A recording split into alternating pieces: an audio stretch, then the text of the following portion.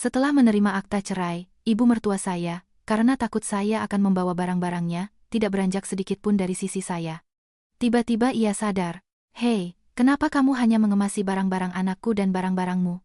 Saya mengeluarkan sertifikat hak milik rumah. Ini rumah saya. Kalau ibu tidak pergi, apa saya yang harus pergi? Ia terdiam membatu. Saya masih mengingat pagi itu dengan sangat jelas, pagi ketika surat cerai masih terasa hangat di tangan saya, tetapi hati saya begitu dingin seolah embusan angin sepoi-sepoi bisa menghancurkannya berkeping-keping. Pintu apartemen tertutup di belakang saya tanpa ada yang mencoba menahan. Saya, Citra, berdiri di tengah ruang tamu, memandangi tempat yang telah saya sebut rumah selama 5 tahun dan tiba-tiba terasa begitu asing dan menakutkan. Dinding putih, sofa tua, meja kopi dengan goresan kecil itu. Semuanya masih sama, tetapi rasanya sudah tidak lagi sama. Dan orang yang berdiri kaku di ambang pintu kamar tidur adalah ibu mertua saya, tatapannya setajam pisau. Bukan tatapan seorang kerabat, melainkan tatapan seseorang yang mengawasi pencuri. Saya menyeret koper ke tengah ruangan, membukanya, dan mulai melipat pakaian dengan gerakan lambat dan metodis. Saya tidak mau terburu-buru. Saya sudah hidup terlalu tergesa-gesa selama 5 tahun terakhir. Kamu ambil apa? Suaranya yang melengking bergema membuat keheningan terasa semakin pekat. Saya tidak menjawab. Saya hanya terus melipat sebuah kemeja lama. Kemeja yang saya pakai di hari-hari pertama pernikahan. Kainnya sudah usang, kerahnya sedikit pudar, tetapi saya masih menyimpannya, bukan karena bagus, melainkan karena itu adalah salah satu dari sedikit barang yang benar-benar menjadi milik saya. Ia melangkah 2 kali lebih dekat, nyaris menyentuh saya. Aku peringatkan kamu, set keramik itu aku yang beli di Kasongan, Yogyakarta, tahun lalu, jangan coba-coba membawanya. Saya tersenyum tipis. Senyum yang begitu halus hingga saya sendiri tidak merasakannya. Tenang saja, Bu. Saya tidak akan menyentuh barang-barang ibu. Jawaban tenang saya membuatnya bingung sejenak. Mungkin ia tidak terbiasa saya menjawab seperti itu. Selama 5 tahun saya selalu mengalah. Mengalah dalam hal-hal terkecil, dalam makanan, dalam kata-kata, dalam tatapan, mengalah sampai pada titik saya lupa bahwa saya pernah memiliki harga diri. Di bawah, klakson mobil berbunyi. Itu Bima, mantan suami saya. Ia tidak naik. Ia tidak ingin melihat saya untuk terakhir kalinya, hanya membunyikan klakson dengan tidak sabar, seolah mendesak orang asing. Saya terdiam sejenak. Hati saya masih sakit. Bukan karena saya masih mencintainya, melainkan karena saya pernah terlalu mencintainya. 7 tahun. Sejak kuliah hingga menikah, saya pikir kami adalah sebuah kisah yang indah sampai hari ibunya pindah bersama kami. Sampai hari ketika saya menyadari bahwa di rumah ini, saya selalu menjadi orang yang berlebihan. Dan sampai hari ketika saya melihat pesan-pesan ambigu di ponselnya, perceraian pada akhirnya menjadi hal yang paling membebaskan. Cepatlah, jangan kebanyakan drama. Suaranya kembali terdengar. Saya membuka laci dan mengeluarkan sebuah kotak kayu kecil. Ia segera menerjang untuk merebutnya dari saya. Apa ini? Siapa tahu apa yang kamu sembunyikan di dalam sini? Saya menatapnya dengan mata dingin. Itu milikku. Ia membuka kotak itu. Di dalamnya hanya ada beberapa perhiasan perak kuno dan sebuah foto.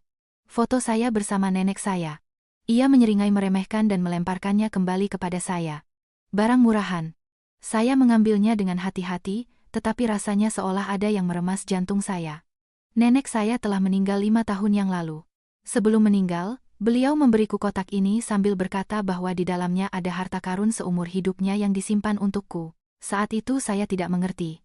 Sekarang, ya, harta karun itu bukanlah uang, melainkan jalan keluar. Hanya saja saya terlalu bodoh karena tidak menyadarinya lebih awal. 2 jam berlalu. Koper itu hampir penuh dengan barang-barang Bima, pakaiannya, barang-barang pribadinya, hadiah yang pernah saya belikan untuknya tetapi tidak pernah ia hargai. Tiba-tiba, ia mengerutkan kening dan mencengkeram pergelangan tangan saya dengan kuat. Kenapa kamu hanya memasukkan barang-barang anakku dan barang-barangmu ke dalam koper? Dengan lembut saya menarik tangan saya. Apa yang saya beli, itu yang saya bawa. Dan dari mana kamu dapat uang? Semburnya. Pasti dari uang anakku, kan? Saat itu saya tertawa terbahak-bahak, tawa yang jernih. Saya punya uang sendiri. Kamu? Ejeknya. 5 tahun hidup menumpang pada kami dan kamu berani bilang punya uang. Saya tidak berkata apa-apa lagi. Saya hanya mengeluarkan sertifikat hak milik dari tas saya dan meletakkannya di hadapannya. Silakan ibu lihat baik-baik. Keheningan menyelimuti ruangan. Ia mengambilnya.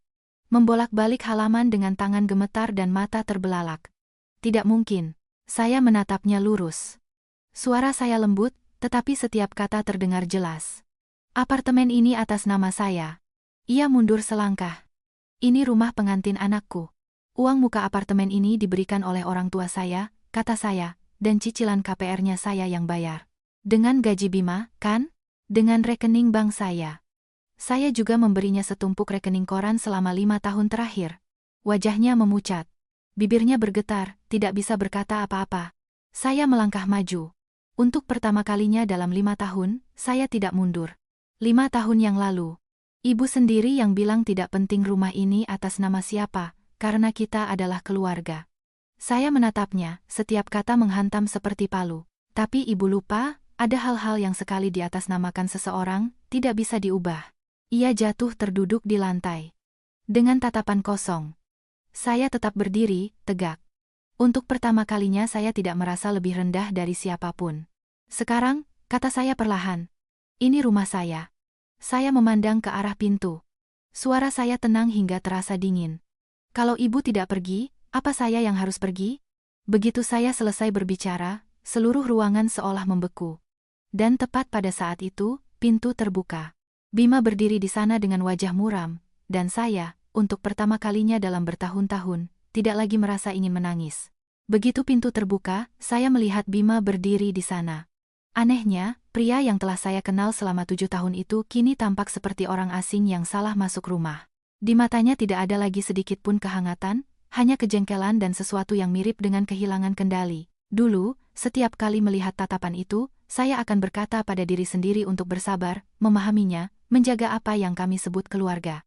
Tapi hari ini, hati saya anehnya tenang, seperti permukaan danau setelah badai besar. Tanpa riak, tanpa ada lagi yang bisa hilang. Bima masuk, menatap ibunya yang duduk di lantai, lalu menatap saya. Suaranya berat, tetapi penuh dengan nada verwich yang biasa. Citra, apa yang kamu lakukan?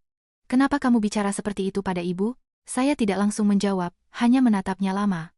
Cukup lama untuk menyadari bahwa dalam pertanyaannya tidak ada sedikit pun kekhawatiran untuk saya, hanya perlindungan untuk ibunya. Seperti selama 5 tahun terakhir, setiap kali ada masalah, ia akan selalu berpihak padanya, sementara saya yang harus menjelaskan, menahan diri, dan meminta maaf. Entah saya benar atau salah. Aku tidak melakukan apa-apa, kata saya perlahan. Aku hanya mengambil kembali apa yang menjadi milikku. Bima mengerutkan kening, mendekat. Tatapannya tertuju pada sertifikat di tangan saya, lalu pada kertas-kertas di atas meja. Ekspresinya berubah drastis, tetapi ia masih mencoba untuk tetap tenang. Jangan bicara omong kosong. Ini harta Gonogini.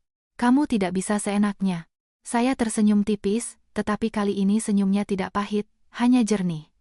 Kamu yakin? Saya membuka map dan mengeluarkan perjanjian pranikah, dokumen yang ibunya sendiri paksa saya tanda tangani bertahun-tahun yang lalu. Waktu itu saya pikir ia adalah wanita yang waspada, dan saya, naif. Saya pikir karena kami keluarga, surat-surat itu hanya formalitas, tapi saya tidak pernah membayangkan bahwa surat itu akan menjadi perlindungan saya hari ini.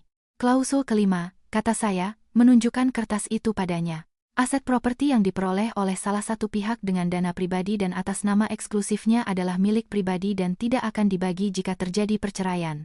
Bima terdiam kaku. Kilatan panik melintas di matanya sebelum ia cepat-cepat menyembunyikannya. Tapi saya melihatnya. Ini. Ia tergagap. Ini ide ibu, tapi waktu itu. Kamu juga tanda tangan, lanjut saya dengan suara datar. Kamu tanda tangan tanpa membacanya dengan baik, atau kamu membacanya tapi berpikir aku tidak akan pernah menggunakannya. Udara di dalam ruangan menjadi begitu berat hingga napas pun bisa terdengar. Ibunya sudah berdiri, tetapi tidak lagi seagresif sebelumnya.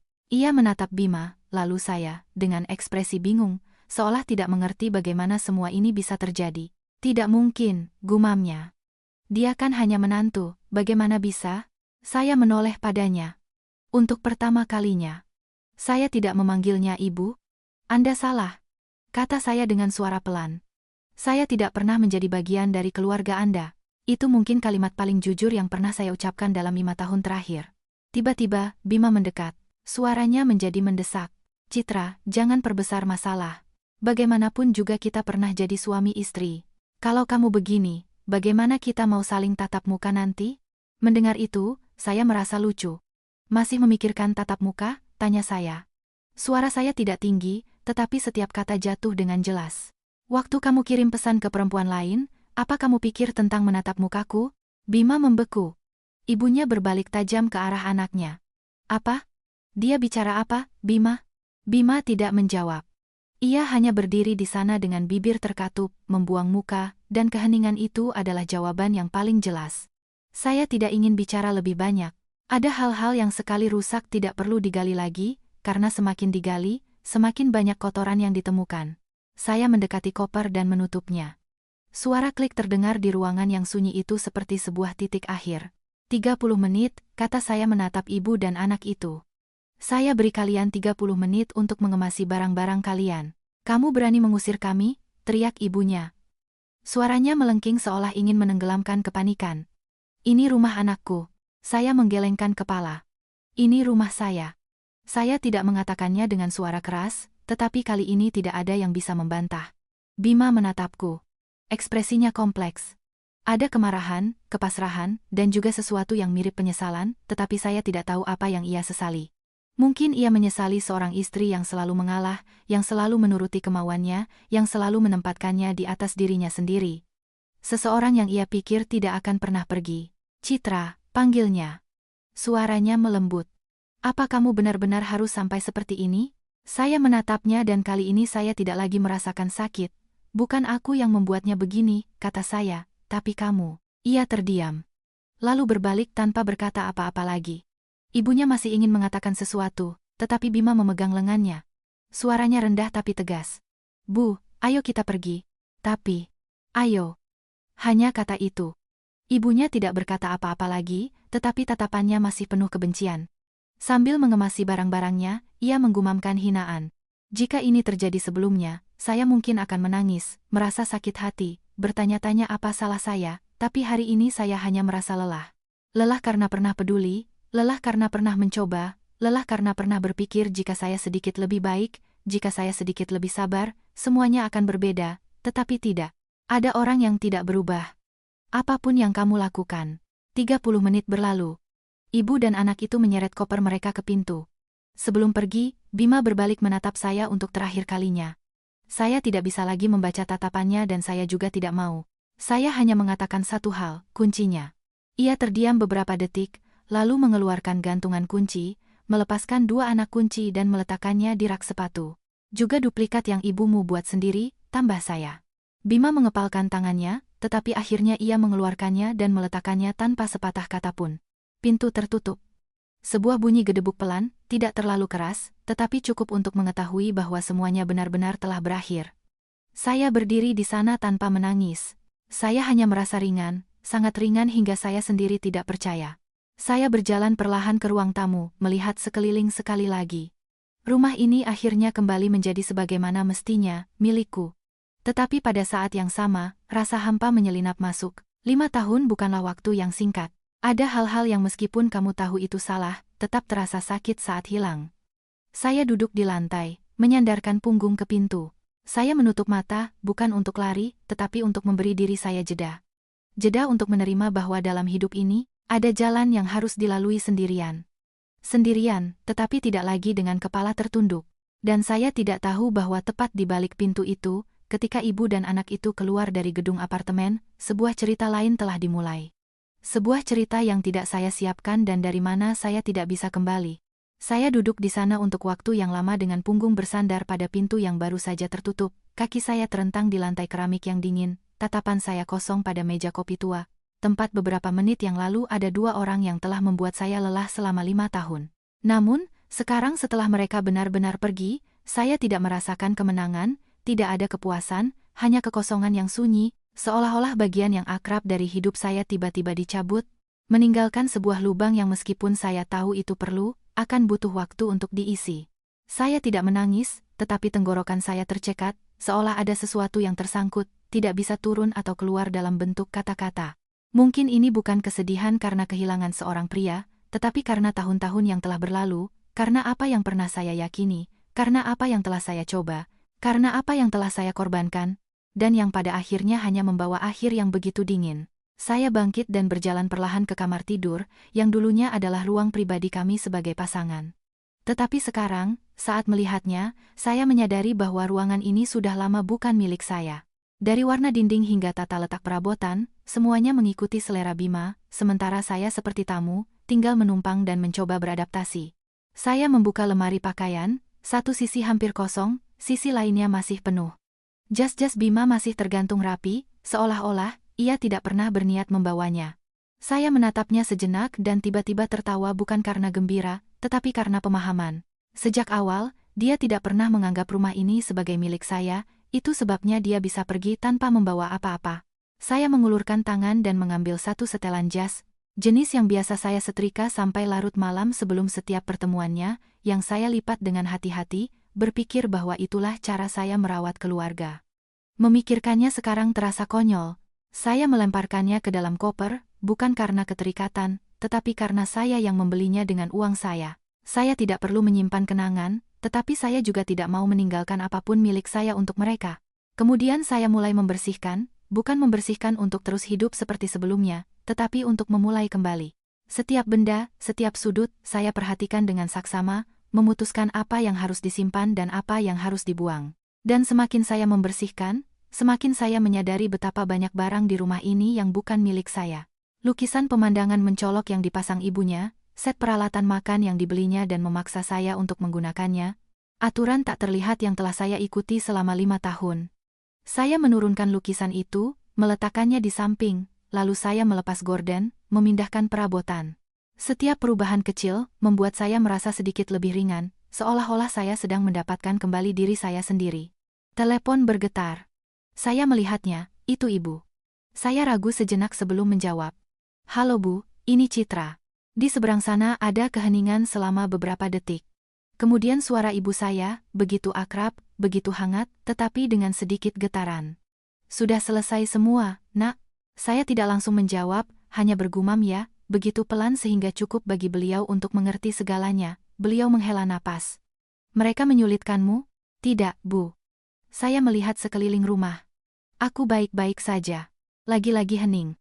Saya mendengar ibu saya menarik napas seolah mencoba menenangkan diri. Rumah itu masih milikmu, kan? Iya. Kali ini saya menjawab lebih tegas. Milikku. Baru saat itulah ibu saya menangis. Tangisan pelan, tetapi saya bisa mendengar setiap isakannya. Kalau begitu, tidak apa-apa. Kalau begitu, tidak apa-apa. Tahun itu ayah dan ibu tidak salah. Saya menggigit bibir, hampir menangis. Tahun ketika orang tua saya bersikeras membelikan saya apartemen ini, saya menyalahkan mereka karena terlalu perhitungan. Saya pikir mereka tidak percaya pada keluarga suami saya. Saya berdebat dengan mereka, saya marah. Sekarang saya mengerti bahwa bukan karena mereka tidak percaya pada siapapun, itu karena mereka mencintai saya. Maaf, bisik saya. Maaf karena aku jarang pulang beberapa tahun ini. Ibu saya buru-buru berkata, tidak apa-apa, yang penting kamu baik-baik saja sudah cukup. Akhir pekan ini pulanglah, ibu masakan rendang kesukaanmu. Saya tersenyum, meskipun beliau tidak bisa melihatnya. Tentu, Bu. Setelah menutup telepon, saya berdiri diam sejenak dan menarik napas dalam-dalam. Perasaan hampa sebelumnya tampak sedikit mereda karena saya tahu saya tidak sepenuhnya sendirian. Sore harinya, saya melanjutkan bersih-bersih. Saat mengeluarkan sebuah kotak tua dari bawah tempat tidur, saya berhenti. Itu adalah kotak yang telah saya sembunyikan selama 5 tahun. Di dalamnya ada barang-barang saya, buku catatan kuliah saya, foto bersama teman-teman, dan kotak kayu dari nenek saya. Saya duduk dan membukanya. Kilau perak dari perhiasan tua itu bersinar di bawah cahaya. Tidak mewah atau mahal, tetapi menenangkan hati saya. Saya mengambil foto itu. Nenek saya masih tersenyum dengan kelembutan yang sama seperti biasanya. Saya teringat kata-katanya sebelum meninggal. Cucuku, dalam hidup ini, kamu harus punya jalan keluar. Jangan memojokkan dirimu di tempat tanpa jalan. Waktu itu saya tidak mengerti. Saya pikir cinta saja sudah cukup, pengorbanan saja sudah cukup, tetapi tidak, itu tidak cukup. Saya meletakkan foto itu dan tiba-tiba menyadari ada sesuatu yang mengganjal di dasar kotak, sesuatu yang tidak pernah saya perhatikan sebelumnya. Saya mengerutkan kening, mengetuknya dengan lembut menggunakan jari. Terdengar suara kosong. Jantung saya berdebar kencang. Saya mencoba menekan salah satu sudutnya. Klik. Sepotong kayu kecil terlepas. Saya tercengang. Di dalamnya ada sebuah kompartemen rahasia, dan di dalamnya ada sebuah kunci kecil dan selembar kertas kekuningan. Saya mengeluarkannya dengan tangan gemetar. Di kertas itu hanya ada satu baris tulisan dengan tulisan tangan nenek saya yang akrab. Jalan Kembang Sepatu, nomor 18, Menteng. Saya membacanya berulang kali. Saya belum pernah mendengar alamat itu. Itu bukan rumah lama nenek saya atau rumah kerabat manapun. Lalu, itu apa? Saya duduk dalam keheningan. Perasaan di dalam diri saya bukan lagi hanya kesedihan, tetapi campuran rasa ingin tahu dan kegelisahan. Mengapa nenek saya menyembunyikan ini? Mengapa beliau tidak memberitahuku? Dan mengapa saya menemukannya sekarang? Di luar, matahari mulai terbenam. Ruangan menjadi gelap. Saya menggenggam kertas itu di tangan saya. Sebuah firasat yang sangat jelas menguasai saya. Hidup saya mungkin tidak berakhir di sini, tetapi baru saja memulai sesuatu yang berbeda. Saya duduk lama sekali dengan secarik kertas kecil itu di telapak tangan. Tulisan tangan nenek saya telah memudar seiring waktu, tetapi cukup jelas untuk membuat jantung saya berdebar kencang, karena saya sangat mengerti satu hal. Nenek saya bukan tipe orang yang menyembunyikan sesuatu tanpa alasan, apalagi seseorang yang suka teka-teki ambigu. Jadi jika beliau menyembunyikan kunci dan alamat dengan begitu hati-hati di kompartemen rahasia, itu pasti bukan masalah sepele, melainkan sesuatu yang ingin beliau sampaikan kepada saya, tetapi tidak bisa beliau katakan selagi masih hidup. Saya melihat kunci itu. Kecil, berwarna perunggu kusam, model kuno, tidak seperti kunci apartemen modern, melainkan lebih seperti kunci rumah-rumah tua di kawasan bersejarah. Jenis kunci yang mengeluarkan bunyi klik kering saat dibuka, menimbulkan sensasi yang akrab sekaligus jauh. Jalan Kembang Sepatu, nomor 18, Menteng. Saya membacanya lagi dan dalam pikiran saya mulai muncul gambaran jalanan tua Jakarta, gang-gang sempit dan dalam, di mana setiap rumah menyimpan ceritanya sendiri. Beberapa telah berdiri di sana selama puluhan tahun, bahkan seabad, dan rahasia mereka terbaring di antara dinding-dinding kuno mereka. Saya bangkit dan pergi ke balkon. Hari sudah benar-benar gelap, lampu-lampu jalan menyala. Cahaya kuningnya memproyeksikan bayangan pada puncak-puncak pohon, menciptakan permainan cahaya dan bayangan, seperti suasana hati saya saat itu, sekaligus jernih dan bingung, ingin maju tetapi juga ragu-ragu. Haruskah saya pergi? Pertanyaan yang sangat sederhana, tetapi tidak mudah dijawab, karena sejak saya melintasi pintu itu, hidup saya sudah berubah. Saya baru saja keluar dari pernikahan yang menyesakan, mendapatkan kembali rumah saya. Seharusnya saya beristirahat, menstabilkan keadaan, menjalani kehidupan normal daripada terjun ke sesuatu yang begitu tidak pasti. Tetapi jika saya tidak pergi, saya mungkin tidak akan pernah tahu apa yang telah ditinggalkan nenek saya. Dan ada pertanyaan-pertanyaan yang jika tidak dicari jawabannya, akan selamanya menjadi duri dalam hati. Saya kembali ke kamar, mengambil kunci itu dan memasukkannya ke dalam tas. Keputusan itu cepat, bukan karena gegabah, tetapi karena saya tidak ingin terus hidup dalam ketidakpastian. Keesokan paginya saya bangun lebih awal dari biasanya. Rumah terasa sangat sunyi. Tidak ada lagi keluhan ibu mertua saya di dapur, tidak ada suara Bima berbicara di telepon di balkon, tidak ada suara-suara yang sangat membuat saya lelah itu. Hanya ada keheningan. Saya menyiapkan segelas air hangat, meminumnya perlahan, dan berpakaian tanpa berdandan berlebihan, hanya pakaian sederhana dan nyaman. Saya tidak ingin terlihat seperti akan mengungkap sebuah rahasia, hanya seperti akan pergi ke suatu tempat yang harus saya datangi. Saya meninggalkan rumah dan mengunci pintu.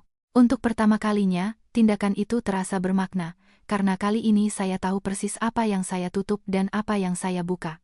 Lalu lintas pagi itu padat, mobil-mobil datang dan pergi, orang-orang dalam perjalanan ke tempat kerja, pedagang kaki lima, semuanya berjalan seperti setiap hari, hanya saja saya yang berbeda. Saya punya sesuatu yang lain untuk dipikirkan.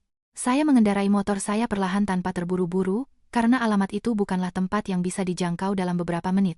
Kawasan Menteng adalah jantung Jakarta Lama, sebuah labirin jalanan yang rindang dan berliku. Saya harus bertanya 2 kali untuk menemukan jalan yang benar. Jalan Kembang Sepatu ternyata cukup sempit, nyaris hanya muat untuk 2 motor berpapasan.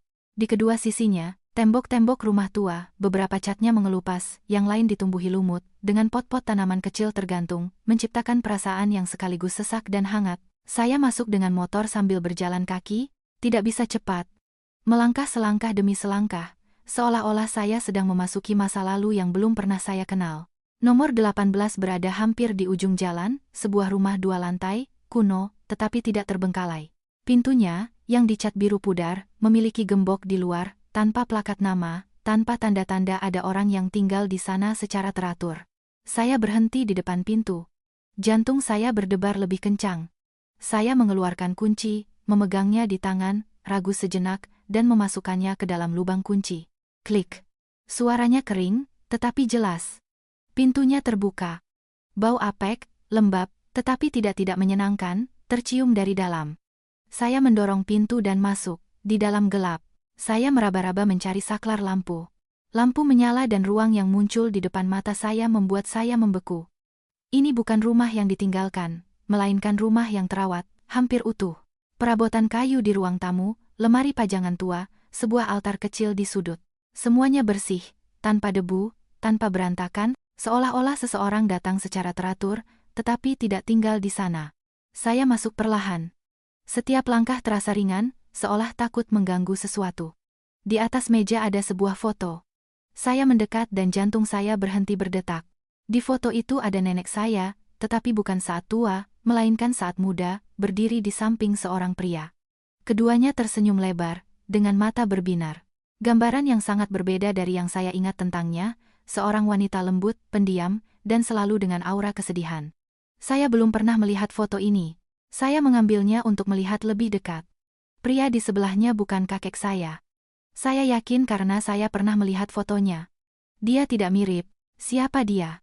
Kemudian, rasa dingin yang aneh menjalari punggung saya. Saya meletakkan foto itu dan mulai melihat sekeliling. Rumah itu tidak besar, tetapi setiap sudutnya tertata rapi seolah telah dirawat. Saya naik ke lantai 2. Tangga kayu berderit pelan, suara yang sangat kuno, tetapi menenangkan saya. Di atas ada sebuah kamar tidur dengan tempat tidur tunggal, sebuah meja tulis, dan sebuah rak buku kecil. Saya mendekati rak buku, mengambil sebuah buku. Di dalamnya ada secarik kertas terlipat. Saya membukanya. Itu tulisan tangan nenek saya. "Kamu sudah sampai, cucuku." Saya membeku, jantung saya berdebar kencang, seolah seseorang baru saja berbicara kepada saya. Saya terus membaca. "Jika kamu sudah menemukan tempat ini, itu artinya kamu sudah keluar dari kehidupan lamamu." Saya menggenggam kertas itu. "Nenek tidak ingin kamu mengikuti jalan nenek, tetapi ada hal-hal yang jika tidak nenek ceritakan, nenek tidak akan bisa beristirahat dengan tenang." Saya duduk di tempat tidur, bernapas perlahan. Setiap kata menyeret saya ke dalam sebuah cerita yang belum pernah saya ketahui. "Di rumah ini ada sesuatu yang nenek tinggalkan untukmu. Bukan uang. Ini adalah sebuah kebenaran." Saya mengangkat pandangan, melihat sekeliling kamar. "Kebenaran tentang apa?" "Tetapi sebelum kamu menemukannya, kamu harus mempersiapkan mentalmu. Karena kebenaran itu mungkin akan membuatmu tidak lagi melihat banyak hal seperti sebelumnya." Tangan saya mulai gemetar. Saya melipat kertas itu dan terdiam. Ruang di sekitar saya tiba-tiba terasa berat, seolah-olah rumah ini bukan hanya tempat perlindungan, tetapi tempat yang menyimpan sesuatu yang telah menunggu saya sejak lama. Saya duduk di tepi tempat tidur, catatan dari nenek masih di tangan saya, setiap kata begitu hidup seolah-olah baru saja ditulis, bukan sebagai pesan yang tersembunyi selama bertahun-tahun. Dan yang paling membuat saya gelisah bukanlah apa yang telah ditulisnya, melainkan apa yang tidak dikatakannya, karena saya tahu betul bahwa beliau adalah orang yang berhati-hati. Setiap kata, setiap kalimat memiliki makna. Jadi fakta bahwa beliau berhenti di situ, pasti ada alasannya. Saya menarik napas dalam-dalam, meletakkan catatan itu di atas meja, dan bangkit. Ruangan itu masih sunyi seperti sebelumnya, tetapi rasanya berbeda. Bukan lagi sekadar rasa ingin tahu, melainkan sedikit kewaspadaan. Seolah-olah saya baru saja memasuki sebuah cerita yang tidak bisa sepenuhnya saya kendalikan. Saya melihat sekeliling lagi, perlahan, tidak melewatkan detail apapun. Tempat tidur tunggal dengan spray yang rapi, tidak menunjukkan tanda-tanda penggunaan baru-baru ini, tetapi juga tidak tertutup debu. Meja tulis kayu kecil berada di sebelah jendela. Di atasnya, selain catatan yang baru saja saya baca, ada sebuah kotak logam tua jenis kaleng biskuit kuno dengan cat yang terkelupas, tetapi kuncinya utuh. Saya mendekat dan meletakkan tangan saya di atas tutupnya. Saya tidak langsung membukanya, hanya menyentuhnya seolah ingin merasakan sesuatu. Kemudian saya mencoba membukanya, tetapi terkunci. Saya teringat kunci kecil yang ada di saku saya. Sekali lagi, jantung saya berdebar kencang. Saya mengeluarkan kunci itu dan membandingkannya dengan lubang kunci, cocok sekali. Saya hanya ragu sedetik, lalu memutarnya. Klik. Suara itu tidak lagi asing bagi saya, tetapi membuat saya merinding. Seolah-olah setiap kali saya membuka sebuah kunci, saya semakin masuk ke dalam hal yang tidak diketahui. Saya mengangkat tutupnya. Di dalamnya tidak ada emas, tidak ada perak, tidak ada uang, hanya kertas-kertas setumpuk dokumen yang diikat dengan karet gelang tua dan sebuah buku catatan kecil. Saya mengambil buku catatan itu terlebih dahulu, membuka halaman pertama. Tulisan tangan nenek saya, tetapi berbeda dari catatan sebelumnya, lebih miring, lebih tergesa-gesa, seolah-olah ditulis dalam keadaan gelisah. 12 Maret, baca saya dengan suara pelan. Dia datang lagi. Saya berhenti. Siapa dia? Saya terus membolak-balik halaman. Dia bilang semuanya hampir selesai, jangan ikut campur lagi, tapi aku tidak bisa diam. Tangan saya mulai terasa dingin. Setiap kata mengungkapkan bahwa ini bukan buku harian biasa, melainkan catatan seseorang yang dipaksa untuk memilih. Rumah di Jalan Kembang Sepatu ini bukan sekadar tempat tinggal. Ada sesuatu yang tersembunyi di sini. Saya melihat sekeliling kamar, merasa seolah-olah ada yang mengawasi saya. Bukan karena takut, tetapi karena apa yang saya baca mulai menghubungkan kepingan-kepingan teka-teki. Dia bilang jika aku teruskan, bukan hanya aku, tetapi juga si gadis kecil akan dalam bahaya. Siapa gadis kecil itu? Ibuku, atau aku? Saya menelan ludah dan terus membaca. Tetapi aku tidak bisa membiarkan semuanya terkubur. Ada kebenaran yang harus dilestarikan. Saya berhenti dan menutup buku catatan itu, bukan karena sudah selesai, tetapi karena saya butuh waktu untuk mencernanya. Nenek saya, yang selalu saya anggap sebagai wanita lembut dan sederhana yang tidak pernah membicarakan hal-hal rumit, ternyata memiliki masa lalu yang tidak saya ketahui. Dan rumah ini bukan hanya warisan, tetapi sebuah arsip. Saya meletakkan buku catatan itu dan mengambil tumpukan kertas. Saya membukanya. Itu adalah fotokopi dokumen, kontrak, akta, beberapa dengan stempel resmi, nama-nama orang dan perusahaan. Saya tidak mengerti semuanya, tetapi saya menyadari satu hal. Kertas-kertas ini tidak normal. Ada bagian yang dicoret, bagian lain dengan catatan tulisan tangan, seolah-olah seseorang telah mencoba mengubah atau menyembunyikan sesuatu. Saya membolak-balik halaman perlahan, dan semakin saya melihat, semakin membingungkan semuanya, sampai sebuah nama muncul yang membuat saya membeku. PT Graha Perkasa. Tangan saya gemetar, bukan karena nama itu istimewa, tetapi karena saya telah mendengarnya berkali-kali dari mulut Bima sendiri. Dia pernah berbicara tentang perusahaan konstruksi itu, menyebutkan proyek-proyek mereka, membanggakan kesempatan untuk bekerja sama dengan mereka. Saya duduk, kepala saya pusing. Ini bukan kebetulan, tidak mungkin. Saya membolak-balik halaman lebih cepat, jantung saya berdebar kencang, dan kemudian saya melihat nama Bima, bukan sebagai pemilik, tetapi sebagai seseorang yang terkait. Sebuah catatan di pinggir halaman dengan tulisan tangan nenek saya. Jangan percaya padanya. Hanya 3 kata, tetapi cukup untuk membuat saya membeku. Saya menjatuhkan kertas-kertas itu. Menarik napas dalam-dalam, mencoba untuk tetap tenang, semuanya mulai lebih masuk akal, tetapi juga menjadi lebih berbahaya. Bima bukan hanya mantan suami saya. Dia bisa jadi bagian dari cerita ini. Saya teringat kedatangannya yang terlambat, panggilan teleponnya yang sembunyi-sembunyi, sejumlah uang yang tidak dapat dijelaskan, alasan-alasan kaburnya semua yang sebelumnya saya pilih untuk percaya atau pura-pura tidak lihat, sekarang kembali dengan makna yang sama sekali berbeda. Saya terdiam untuk waktu yang lama, tidak menangis, tidak panik, hanya berpikir. Jika apa yang saya lihat ini nyata, perceraian saya bukan hanya sebuah akhir, tetapi mungkin sebuah keberuntungan. Sebuah keberuntungan yang telah menyelamatkan saya dari sesuatu yang bahkan tidak saya ketahui keberadaannya. Saya bangkit, melipat semua kertas itu dan memasukkannya ke dalam tas, bukan untuk menyimpannya, tetapi untuk membawanya. Saya tidak bisa meninggalkannya di sini. Tempat ini tidak lagi aman. Saya melihat kamar itu untuk terakhir kalinya.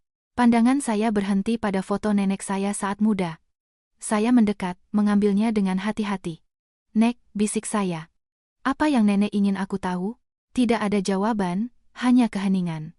Tetapi kali ini saya tidak lagi merasa tersesat, karena saya tahu saya telah memasuki jalan yang telah beliau tinggalkan untuk saya.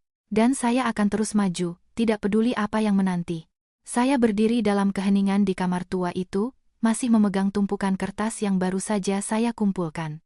Telapak tangan saya menjadi basah tanpa saya sadari, bukan karena panas, melainkan karena perasaan yang sekaligus jernih dan membingungkan yang tumbuh di dalam diri saya, seperti ketika Anda mencocokkan beberapa kepingan penting dari sebuah teka-teki, tetapi saat melakukannya, Anda menyadari bahwa gambaran lengkapnya tidak sesederhana yang Anda pikirkan. Saya tidak langsung pergi, melainkan berdiam sejenak lagi, mengamati seluruh ruangan. Tidak lagi dengan rasa ingin tahu seperti pertama kali, melainkan dengan tatapan seseorang yang baru saja menemukan bahwa tempat ini bukan hanya sebuah rumah, tetapi sebuah titik awal. Saya keluar perlahan dan mengunci pintu. Suara kunci itu kering, tetapi kali ini tidak membuat saya kedinginan, melainkan membuat saya waspada. Saya mengeluarkan motor dari jalan kembang sepatu. Jalan itu masih sama seperti saat saya tiba, sempit, tenang, dengan para tetangga duduk di depan pintu rumah mereka mengobrol tanpa memperhatikan saya, seolah-olah keberadaan nomor 18 telah dilupakan oleh waktu. Tetapi saya tahu bahwa ada hal-hal yang semakin dilupakan, semakin menakutkan. Saya tidak langsung pulang, melainkan berhenti di sebuah kedai kopi kecil di dekatnya. Saya duduk dan memesan kopi hitam, tanpa gula. Saya perlu pikiran yang jernih, bukan untuk bekerja, tetapi untuk berpikir. Saya mengeluarkan kertas-kertas itu, meletakkannya di atas meja, dan memeriksanya satu persatu. Kali ini saya tidak melihatnya sebagai orang asing, melainkan sebagai seseorang yang terlibat.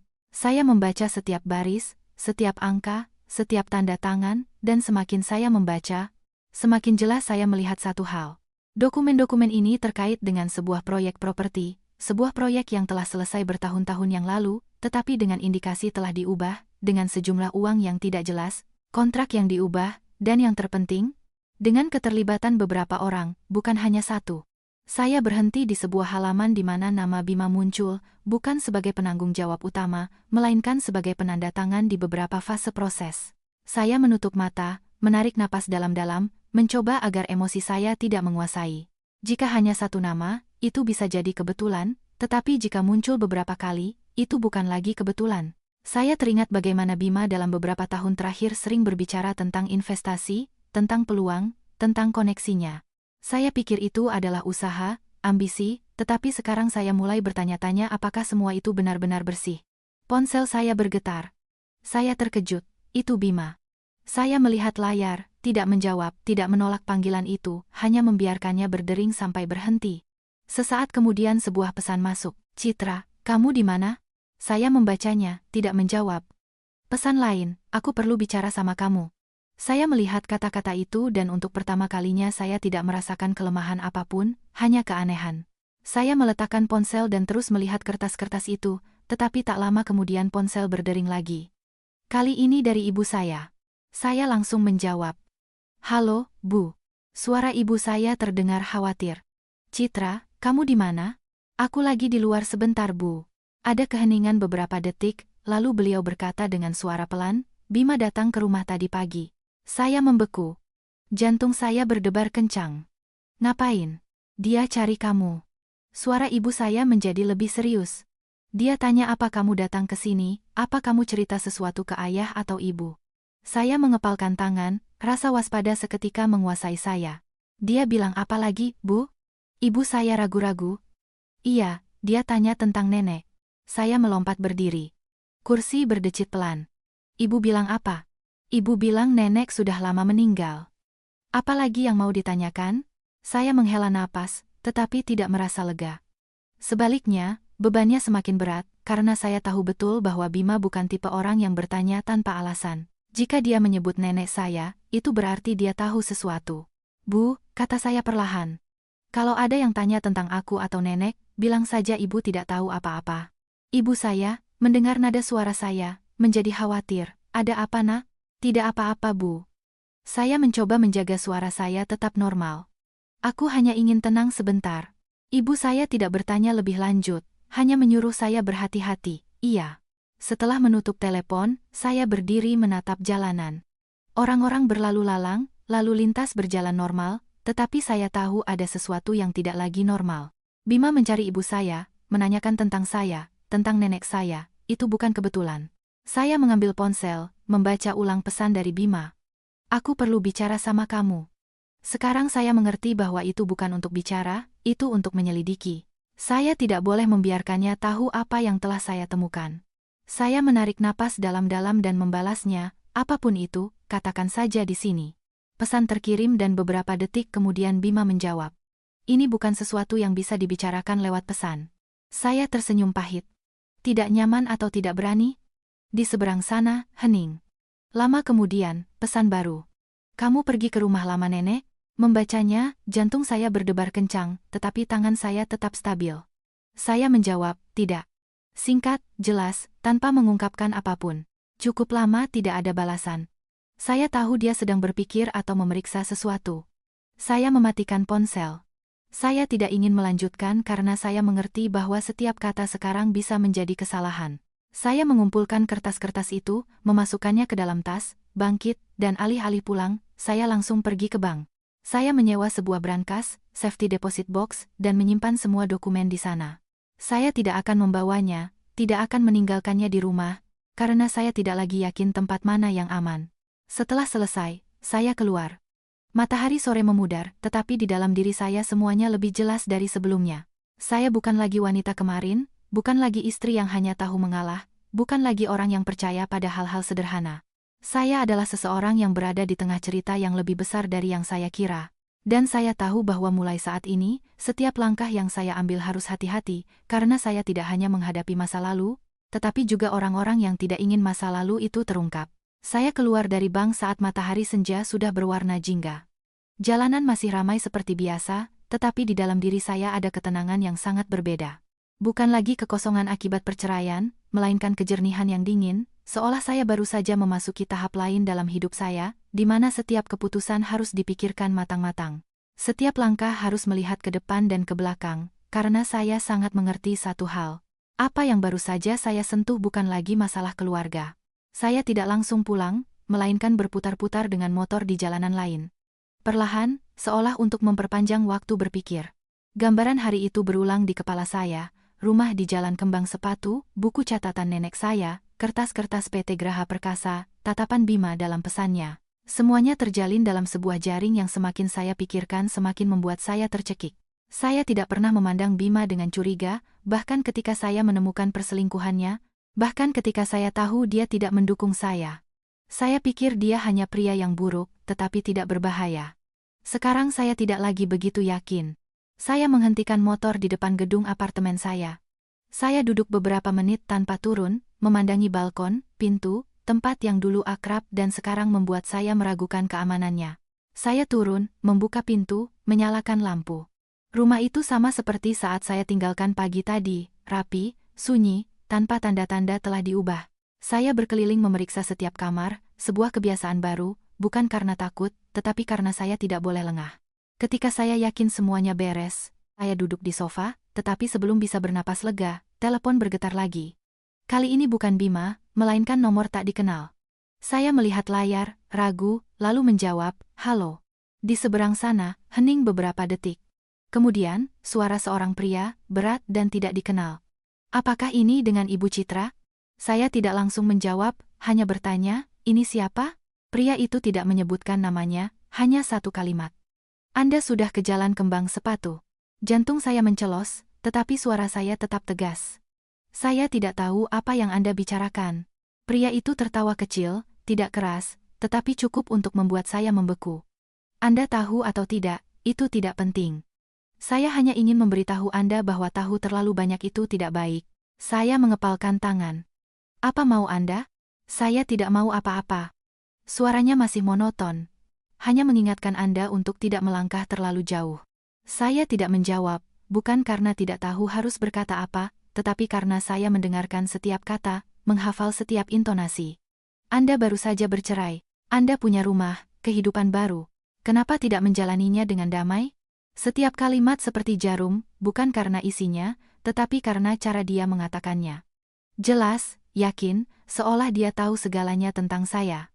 Suara saya menjadi dingin. "Anda mengawasi saya."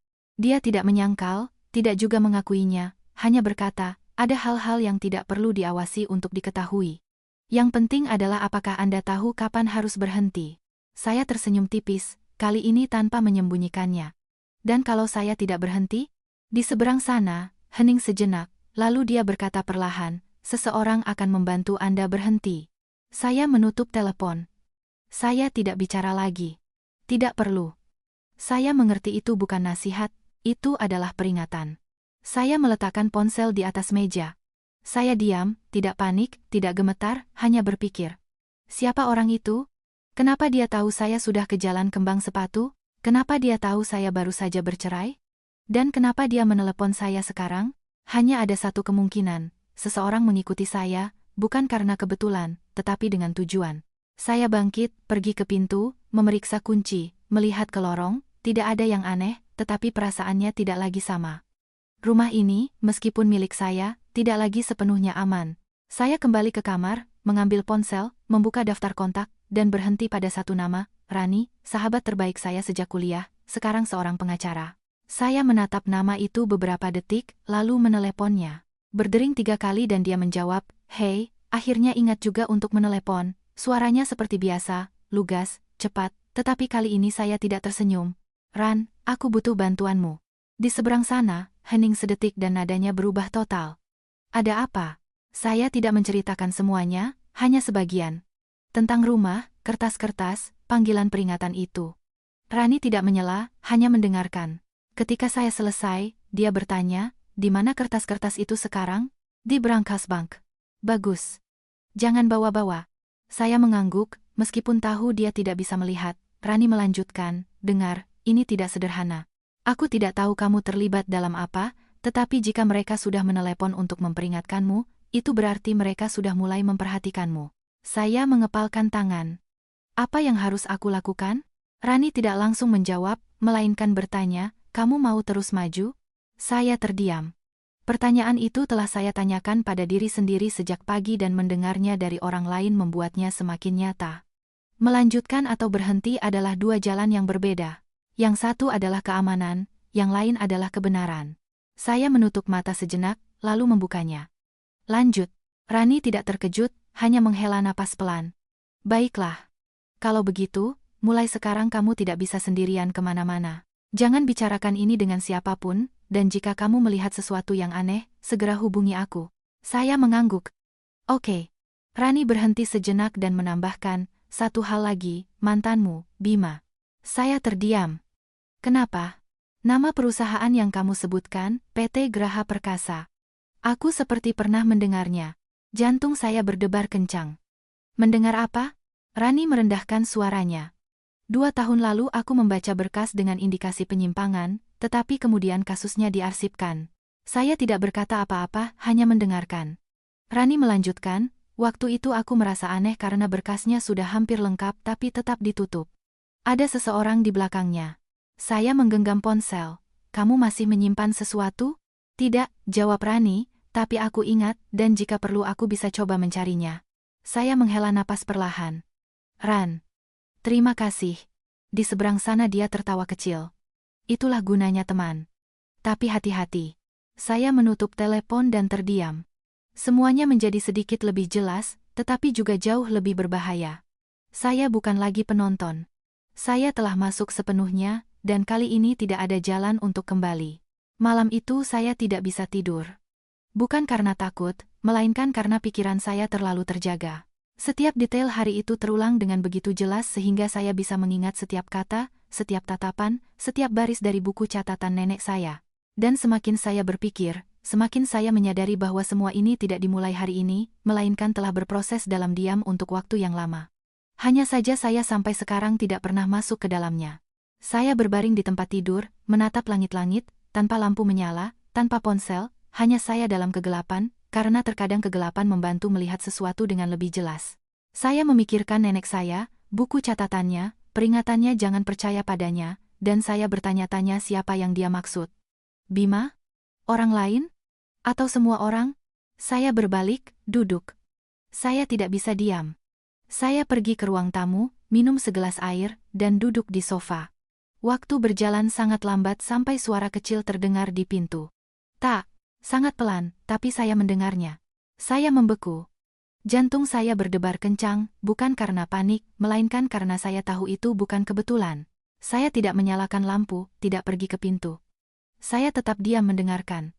Lagi, suara logam yang bergesekan pelan dengan kunci. Seseorang sedang mencoba membuka pintu. Saya mengepalkan tangan, teringat kata-kata Rani, "Jangan pergi sendirian, hati-hati." Tapi sekarang saya sendirian, saya mundur dalam diam. Mengambil ponsel dan menelepon Rani. Sebelum berdering, suara di pintu berhenti.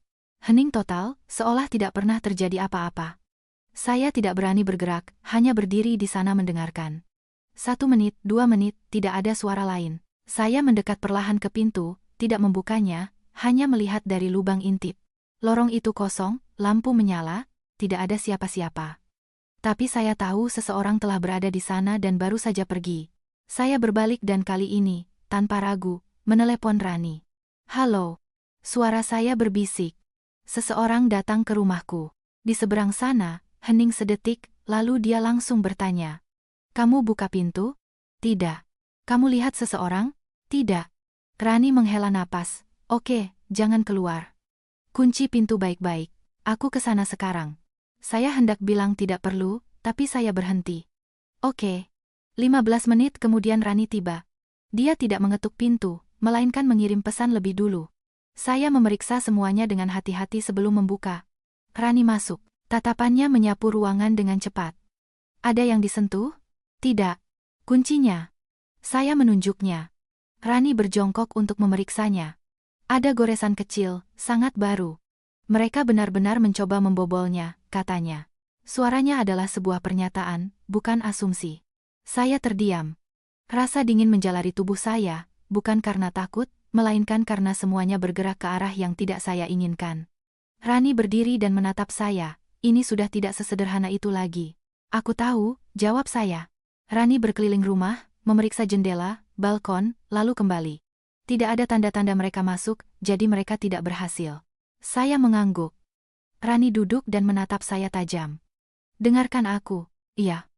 "Mulai sekarang kamu tidak tinggal di sini sendirian." Saya hendak protes, tapi saya diam. "Baiklah." Rani melanjutkan.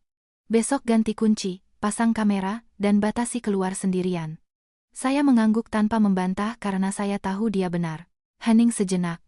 Rani bertanya, "Kamu bilang sesuatu ke Bima?" "Hanya mengirim pesan." "Dia tanya sesuatu?" Saya menceritakan tentang pertanyaan apakah saya pernah ke Jalan Kembang Sepatu. Rani mendengarkan, terdiam beberapa detik, lalu berkata, "Dia tahu." Saya menatapnya. "Yakin?" "Tidak sepenuhnya, tapi sangat mungkin," jelas Rani. "Kalau dia tidak tahu apa-apa, dia tidak akan bertanya selugas itu." Saya mengepalkan tangan. "Jadi dia terlibat?" Rani tidak langsung menjawab, hanya berkata, "Kita belum bisa menyimpulkan apa-apa, tapi jangan singkirkan kemungkinan itu." Saya bersandar di sofa. Menutup mata. Semuanya mulai saling terkait. Masa lalu nenek saya, masa kini Bima, orang-orang asing yang mengawasi saya, dan saya di tengah-tengahnya. Beberapa saat kemudian, Rani bangkit. "Malam ini aku menginap di sini." Saya menatapnya. "Oke." Tanpa basa-basi, tanpa penolakan, karena saat ini saya butuh seseorang di sisi saya. Rani pergi memeriksa pintu sekali lagi dan mematikan beberapa lampu, hanya menyisakan satu lampu kecil menyala. Suasana menjadi lebih tenang, tetapi tidak lagi semenakutkan sebelumnya. Saya duduk, mengambil ponsel, membaca ulang pesan dari Bima dan balasan terakhirnya yang tidak terjawab. Tidak perlu, karena sekarang saya tidak lagi dalam posisi pasif, melainkan sedang bersiap. Bersiap menghadapi apa yang akan datang. Dan saya tahu, malam ini hanyalah permulaan. Malam itu, meskipun ada Rani bersama saya tidak bisa tidur nyenyak. Bukan karena takut seseorang akan kembali, melainkan karena di pikiran saya terus muncul kepingan-kepingan teka-teki yang tidak lengkap, seperti sebuah gambar yang semakin Anda lihat, semakin jelas konturnya, tetapi masih ada bagian krusial yang hilang untuk memahami cerita lengkapnya. Dan kekurangan itulah yang membuat saya tidak bisa tenang, karena saya tahu persis jika saya tidak menemukan kebenaran, apa yang baru saja terjadi tidak akan berhenti. Saya berbaring di sofa dengan mata terbuka, menatap cahaya kuning redup yang terpantul di langit-langit sementara Rani berada di kamar tidur. Saya tahu dia juga tidak sepenuhnya tidur karena sesekali saya mendengar gerakan kecil, seperti kewaspadaan bawah sadar seseorang yang terbiasa dengan situasi berisiko. Menjelang subuh, saya tertidur sejenak, tidur yang ringan dan terputus-putus, cukup untuk membuat pikiran saya sedikit rileks. Tetapi saat membuka mata, perasaan pertama bukanlah kelelahan, melainkan kejernihan. Kejernihan yang dingin, seolah saya siap untuk apapun yang akan terjadi hari itu. Rani sudah bangun lebih dulu. Saat saya masuk ke dapur, dia sudah membuat kopi dengan ketenangannya yang biasa, tetapi tatapannya menunjukkan bahwa dia sedang berpikir. "Sudah bangun?" katanya tanpa menoleh. "Iya," jawab saya sambil menarik kursi. Rani menawarkan secangkir. "Minumlah. Hari ini akan panjang." Saya mengambil cangkir itu. Kehangatan menyebar di tangan saya, tetapi tidak cukup untuk menghangatkan saya. "Tadi malam aku berpikir," kata Rani dengan suara pelan dan jelas, "kita tidak bisa hanya bertahan. Saya menatapnya. Maksudmu? Jika mereka sudah mulai bertindak, itu karena mereka takut. Rani berbalik dan meletakkan tangannya di atas meja. Dan jika mereka takut, itu karena apa yang kamu simpan atau lihat pasti berharga. Saya mengangguk, tapi aku tidak membawa apa-apa. Tidak perlu, bantah Rani. Selama kamu tahu, itu sudah cukup. Saya terdiam. Kalimat itu membuat saya mengerti satu hal. Ini bukan tentang kertas atau bukti, melainkan tentang informasi. Saya tahu, dan karena saya tahu, saya menjadi target. Rani melanjutkan. Yang harus kita lakukan sekarang adalah menyelidiki lebih lanjut tentang PT Graha Perkasa. Saya mengepalkan tangan. Terkait dengan Bima? Tidak pasti, kata Rani, tapi itu satu-satunya titik temu yang kita punya sekarang. Saya mengangguk. Mulai dari mana? Rani berpikir sejenak. Ada dua jalur. Pertama, aku akan mencari berkas lama itu. Kedua, kamu, bicaralah dengan Bima. Saya menatapnya. Sepertinya bukan ide yang bagus. Bukan untuk bertanya, kata Rani, tapi untuk mengamati. Saya mengerti maksudnya. Ini bukan tentang mendapatkan informasi, melainkan memverifikasinya. Seseorang yang terlibat, sebaik apapun dia menyamar, pada akhirnya akan mengungkapkan sesuatu. Saya menghela napas perlahan. Baiklah. Rani mengangguk, tapi hati-hati sekali. Iya. Setelah sarapan cepat, Rani pergi, mengatakan akan menghubungi beberapa kenalan untuk menemukan berkas PT Graha Perkasa. Saya ditinggal sendirian, tetapi kali ini saya tidak lagi merasakan kegelisahan malam sebelumnya, melainkan keadaan siaga, seolah saya tahu persis apa yang saya lakukan, meskipun jalan di depan tidak sepenuhnya jelas. Saya duduk, mengambil ponsel, dan membuka percakapan dengan Bima. Saya ragu beberapa detik, lalu menulis, kita bertemu sore ini. Pesan terkirim dan tak lama kemudian Bima menjawab, di mana? Saya berpikir sejenak. Saya tidak memilih tempat yang dikenal atau tempat pribadi, melainkan sebuah kafe yang ramai di seberang kantornya. Saya ingin dia berada di lingkungan yang akrab baginya agar lebih mudah baginya untuk tergelincir. Bima menjawab sangat cepat. Oke. Singkat. Tanpa pertanyaan lebih lanjut. Saya mematikan ponsel, meletakkannya di atas meja, terdiam sejenak, lalu bangkit untuk bersiap-siap. Bukan untuk bertemu mantan suami, melainkan untuk menghadapi sesuatu. Sore harinya, saya tiba lebih awal dan memilih meja di dekat jendela kaca, mudah untuk mengamati, mudah untuk keluar. Saya duduk di sana, memesan segelas air yang tidak saya minum, hanya meletakkannya di depan saya. Melihat keluar, mobil-mobil berlalu lalang, orang-orang datang dan pergi, kehidupan berjalan normal, tetapi saya tahu bahwa satu kesalahan kecil bisa membuat semuanya berhenti menjadi normal. Bima tiba tepat waktu. Dia masuk. Penampilannya seperti biasa, tetapi tatapannya berbeda, lebih tajam, lebih perhitungan. Dia melihat sekeliling, melihat saya, mendekat, dan duduk di hadapan saya tanpa menyapa, tanpa tersenyum, hanya menatap saya. Citra. Halo, jawab saya tanpa emosi. Bima menatap saya beberapa detik, lalu berkata, kamu sudah berubah. Saya tidak bereaksi, hanya bertanya. Apa yang ingin kamu katakan? Bima bersandar, menyilangkan tangan, dan menatap saya tajam. Kamu ke jalan kembang sepatu, kan? Itu bukan pertanyaan, melainkan pernyataan. Saya menatapnya tanpa menyangkal atau mengakui. Dalam diam. Bima tersenyum tipis. Kamu pikir aku tidak akan tahu? Saya minum seteguk air untuk menenangkan diri, dan kalau kamu tahu, kenapa? Bima memiringkan kepala. Tatapannya sedikit menggelap, kamu seharusnya tidak ke sana. Saya menatapnya lurus. Kenapa? Ada apa di sana? Bima tidak langsung menjawab, hanya berkata, itu bukan urusanmu. Saya tersenyum, kali ini dengan jelas. Lalu, urusan siapa? Bima mengepalkan tangan, gerakan yang sangat kecil, tapi saya lihat dia mulai kehilangan ketenangannya. Aku hanya bilang itu, katanya merendahkan suara. Berhentilah. Saya menatapnya cukup lama, lalu berkata perlahan, kamu takut? Bima membeku. Hanya sedetik. Tapi itu sudah cukup. Saya sudah mendapatkan jawaban saya. Saat saya bertanya, kamu takut? Ruang di antara kami seolah membeku sejenak-sejenak yang singkat, tetapi cukup untuk melihat dengan jelas perubahan di mata Bima. Tatapan yang dulu saya anggap tidak terbaca, dalam, seperti seorang pria dewasa. Tetapi sekarang, saat melihatnya, saya mengerti bahwa itu bukan kedalaman, melainkan penyembunyian. Dan ketika lapisan penyembunyian itu disentuh, meskipun sedikit, reaksi pertamanya selalu penghindaran. Bima tidak langsung menjawab. Dia menatap saya lama sekali seolah menimbang apa yang harus dikatakan, apa yang harus disimpan, apa yang harus dilepaskan. Lalu dia tersenyum, senyum yang dipaksakan. Kamu terlalu banyak berpikir. Saya tidak menjawab. Saya hanya menatapnya dalam diam. Karena saya tahu bahwa keheningan saat itu lebih berbobot daripada kata-kata. Bima menghela napas. Dia bersandar di kursinya dan merendahkan suaranya. Aku tidak takut, aku hanya tidak ingin kamu terlibat. Saya memiringkan kepala. Terlibat dalam apa? Bima melihat keluar melalui jendela kaca, tidak menatap saya. Dalam hal-hal yang bukan urusanmu. Saya tersenyum tipis. Bukan urusanku? Tapi kamu sampai harus mencari ibuku. Bima berbalik. Tatapannya menajam sejenak. Aku hanya pergi untuk menanyakan kabarmu. Menanyakan apa? Desak saya. Suara saya masih datar. Menanyakan sejauh mana aku tahu? Bima tidak berbicara, hanya mengepalkan tangannya. Kali ini lebih jelas. Saya melihatnya dan tahu saya berada di jalan yang benar. Sejak kapan kamu kenal PT Graha Perkasa? Tanya saya. Bima berhenti sangat singkat, tetapi tidak cukup untuk menyembunyikannya. Perusahaan itu, aku pernah bekerja sama dengan mereka. Aku tahu, angguk saya. Tapi sejak kapan? Bima terdiam beberapa detik, lalu menjawab, sekitar 3 tahun lalu. 3 tahun, ulang saya dalam hati. Periode itu bertepatan dengan saat kertas-kertas di kotak nenek saya memiliki lebih banyak catatan. Apa yang kamu lakukan di sana? Bima menatap saya tanpa langsung menjawab. Hanya seorang staf proyek. Staf yang menandatangani validasi kontrak, kata saya perlahan. Bima membeku.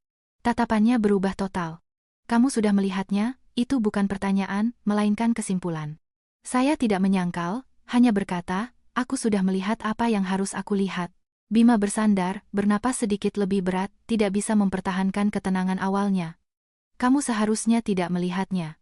Saya menatapnya. Lalu siapa yang seharusnya? Bima tidak menjawab, hanya berkata, kamu tidak mengerti. Saya mengangguk sedikit. Kalau begitu, jelaskan padaku. Bima tersenyum. Tetapi kali ini tanpa jejak kegembiraan. Ada hal-hal yang jika diketahui hanya akan membawa lebih banyak masalah. Saya mencondongkan tubuh ke depan, menatapnya tajam. Masalah bagi siapa? Bima terdiam 1-2 detik, lalu berbisik. Untukmu. Saya menggelengkan kepala. Tidak, kata saya perlahan, untukmu. Bima menatap saya tanpa berkedip dan dalam tatapan itu, untuk pertama kalinya saya melihat dengan jelas sesuatu yang belum pernah saya lihat sebelumnya. Kekhawatiran. Bukan untuk saya, tetapi untuk dirinya sendiri. Saya menegakkan tubuh. Suara saya tenang. Apa yang kamu tahu tentang apa yang ada di rumah itu? Bima menutup matanya sejenak, lalu membukanya. Aku tahu. Saya mengangguk. Kalau begitu kamu juga tahu bahwa nenekku mencatat semuanya. Bima tidak berbicara, tetapi matanya menjawab untuknya. Saya melanjutkan. Dan kamu juga tahu bahwa semua itu terkait dengan PT Graha Perkasa. Bima mengepalkan tangan. Berhenti. Suaranya tidak lagi tenang, melainkan mendesak. Sebelum semuanya terlambat. Saya menatapnya cukup lama, lalu bertanya. Terlambat untuk siapa? Bima tidak menjawab. Dia hanya menatap saya dan keheningan itu membuat saya mengerti satu hal lagi. Bukan hanya dia, ada orang lain di belakangnya. Saya menghela napas pelan. Sejauh mana kamu terlibat dalam ini? Bima tersenyum, tetapi kali ini senyum yang lelah. Menurutmu aku ini apa? Aku tidak berpendapat, kata saya. Aku bertanya. Bima menatap saya, lalu berkata perlahan, aku hanya satu mata rantai. Saya terdiam. Sebuah jawaban yang membuka banyak pintu. Mata rantai dari apa? Bima menggelengkan kepala. Aku tidak bisa mengatakannya. Kenapa? Karena jika aku bicara, bukan hanya aku yang akan mendapat masalah. Saya mengerti bahwa ini bukan lagi masalah pribadi, melainkan sebuah sistem, sebuah jaringan, dan Bima hanyalah bagian darinya. Saya terdiam, berpikir. Semuanya mulai menjadi lebih jelas, tetapi juga lebih berbahaya.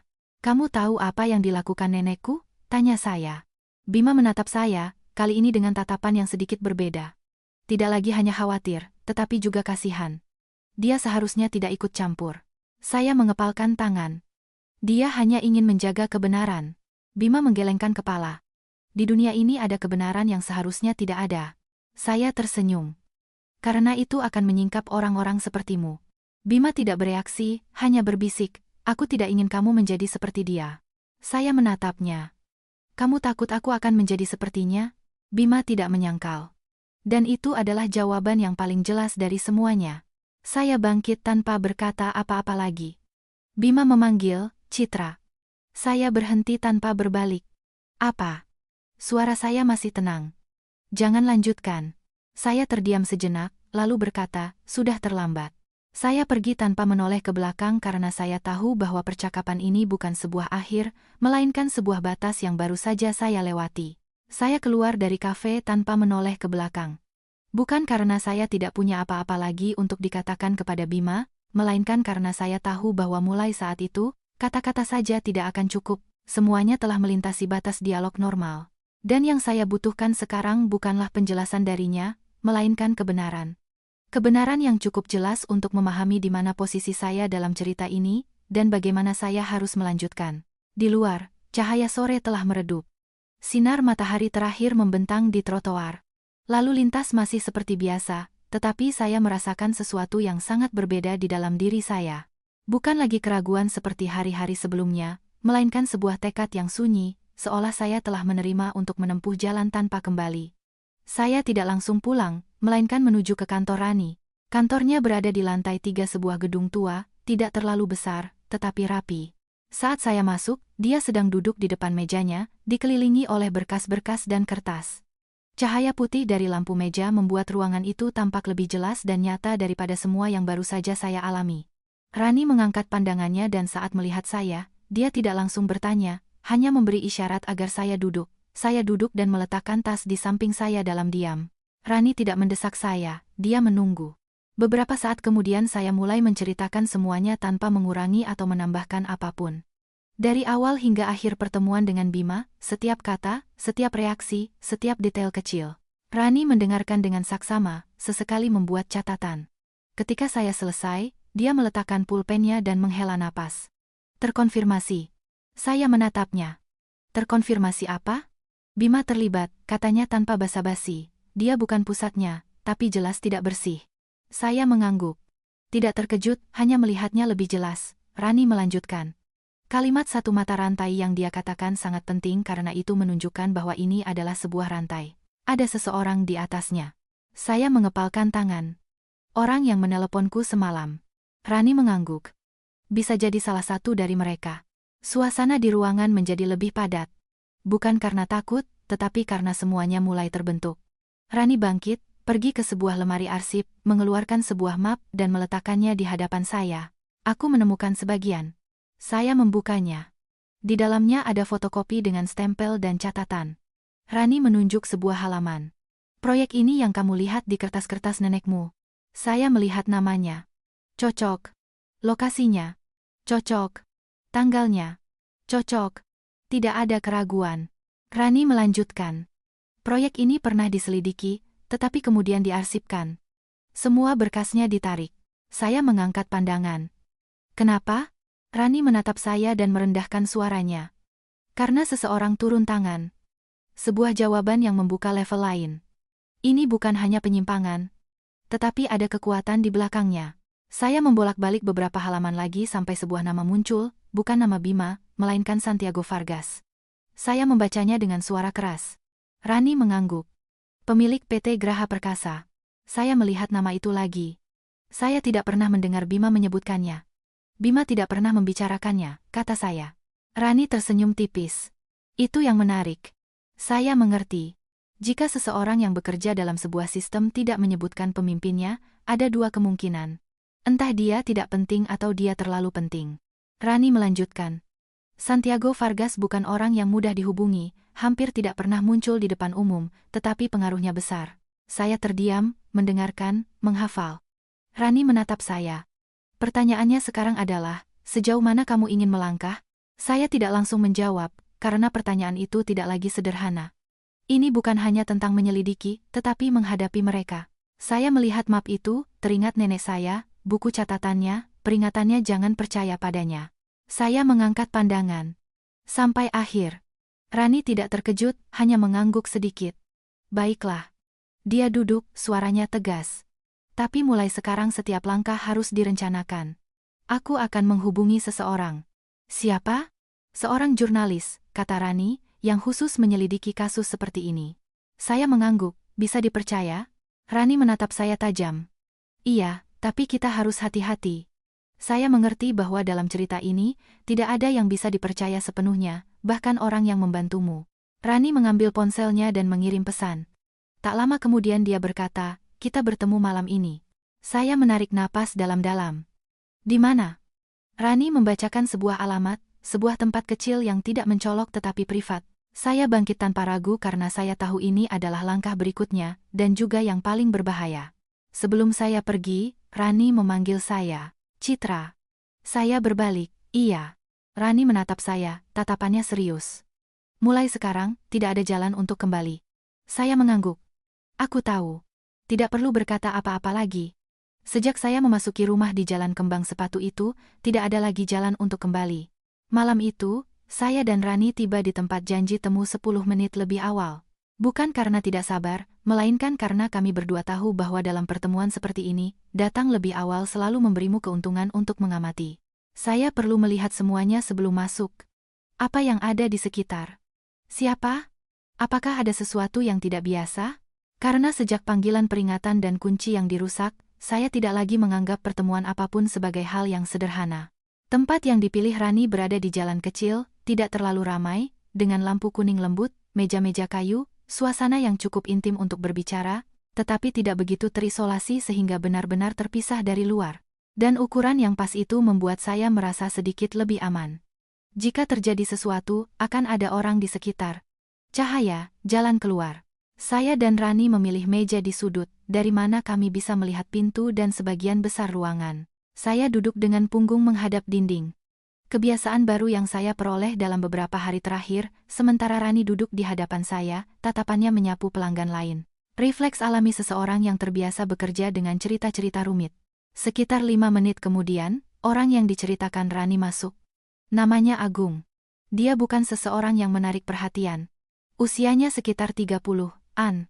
Kemeja sederhana, tanpa dasi, tetapi dengan tatapan yang sangat tajam. Tipe orang yang jika tidak diperhatikan akan luput dari perhatian, tetapi jika Anda melihatnya dengan baik, Anda akan melihat konsentrasi yang berbeda, seolah-olah dia selalu mengamati segalanya. Dia melihat sekeliling dan langsung menuju meja kami. Rani. Dia mengangguk. Agung. Saya menatapnya, menghafal nama itu. Dia duduk dan tatapannya tertuju pada saya. Anda Citra? Itu bukan pertanyaan. Saya mengangguk sedikit. Iya. Dia tidak berbelit-belit. Rani sudah menceritakan ringkasannya, tapi saya perlu mendengarnya dari Anda. Saya menatapnya beberapa detik dan mulai menceritakan semuanya lagi dari awal, tetapi kali ini dengan lebih detail. Rumah di Jalan Kembang Sepatu, buku catatan nenek saya, kertas-kertas, Bima, panggilan anonim, dan percobaan merusak kunci rumah saya. Agung tidak menyela, hampir tidak menunjukkan ekspresi. Hanya mengangguk sesekali, seolah mencatat setiap data. Ketika saya selesai, dia bersandar dalam diam sejenak, lalu bertanya, Anda membawa sesuatu? Tidak, jawab saya. Kertas-kertasnya ada di brankas bank. Dia mengangguk. Bagus. Dan melanjutkan. Sudah membuat salinan? Saya menggeleng. Belum. Dia menatap Rani, lalu saya. Yang pertama adalah membuat salinan, beberapa, dan menyimpannya secara terpisah. Saya mengangguk, menghafalnya. Dia melanjutkan. Yang kedua, jangan bicarakan ini dengan siapapun selain kita yang duduk di sini. Saya mengerti. Dia tidak percaya pada Bima atau siapapun yang terkait. Dia berhenti sejenak dan bertanya. Anda tahu kenapa nenek Anda menyimpan semua itu? Saya menggeleng. Saya tidak yakin. Dia menatap saya tajam, karena dia pernah ada di dalamnya. Saya membeku. Rani juga terkejut. Maksud Anda? Tanya saya.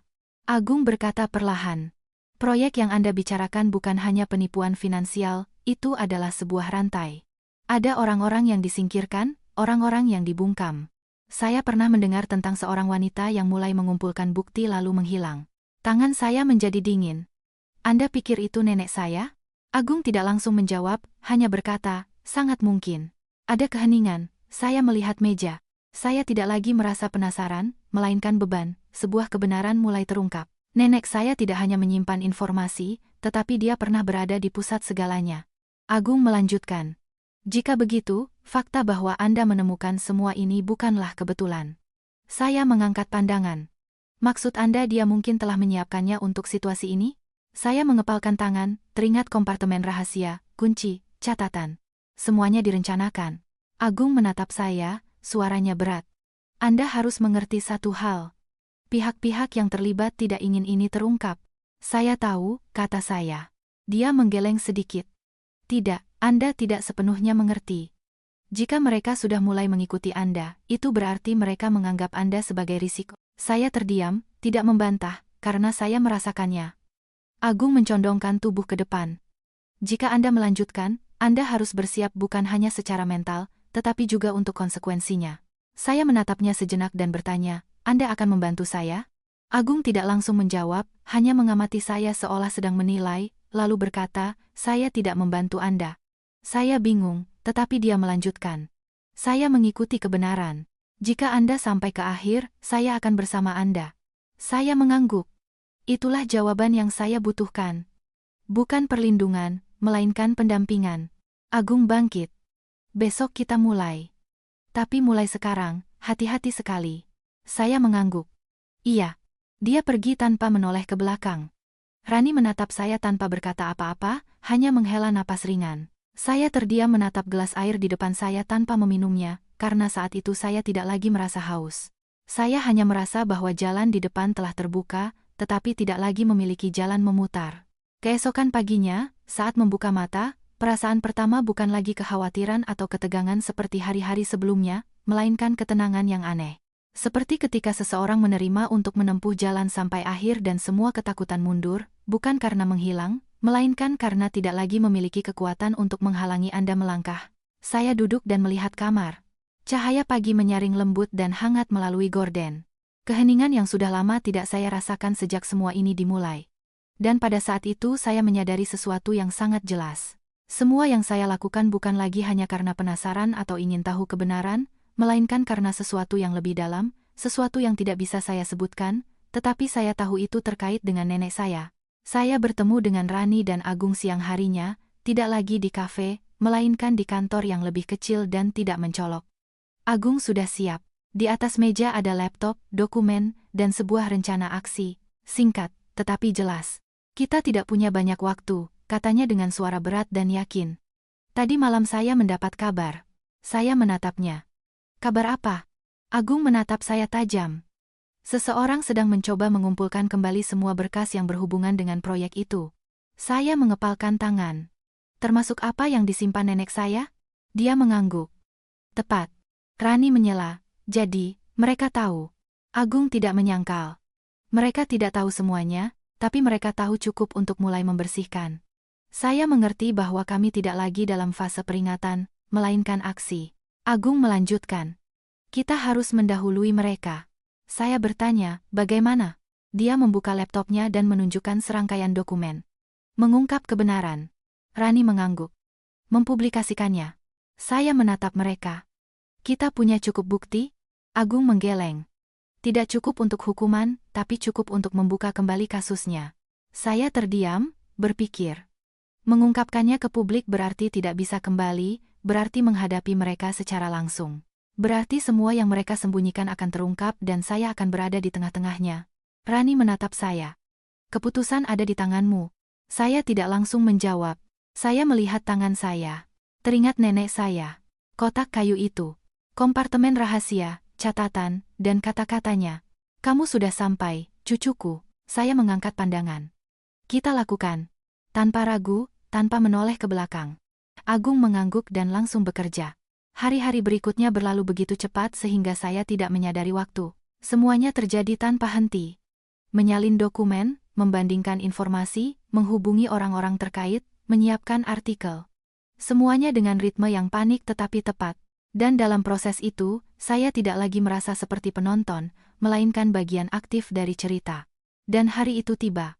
Artikel itu diterbitkan tanpa sensasi, tetapi cukup jelas, detail, dan kuat sehingga tidak ada yang bisa terus terkubur. Dalam beberapa jam, berita itu menyebar, nama-nama mulai terdengar, pertanyaan-pertanyaan muncul, dan mereka yang sebelumnya diam berhenti melakukannya.